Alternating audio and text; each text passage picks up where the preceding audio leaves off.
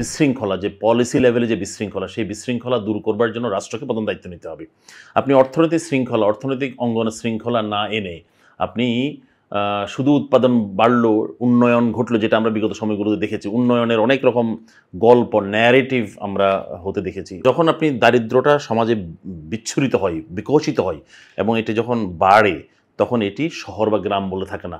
গ্রামে সুযোগ সুবিধা তুলনামূলকভাবে কম থাকে বলে আপনি যখন গ্রামের একজন মানুষ কৃষিভিত্তিক অর্থনীতিতে থাকে, এখন তার কৃষি জমি যখন মালিকানা আরেকজনের হাতে চলে যায়, সে যখন ল্যান্ডের ওনারশিপটা হারায়, তখন কিন্তু আসলে সে বাধ্য হয়ে, তার তো আর কিছু নাই, সে তো আর অত উচ্চশিক্ষিত না, তার তো পেশা নাই, তার পেশাই ছিল এটি। সুতরাং সে তখন জমি হারিয়ে সে তখন শহরে চলে আসে। তো এইভাবে কিন্তু দারিদ্রটা কিন্তু স্থানান্তর ঘটে।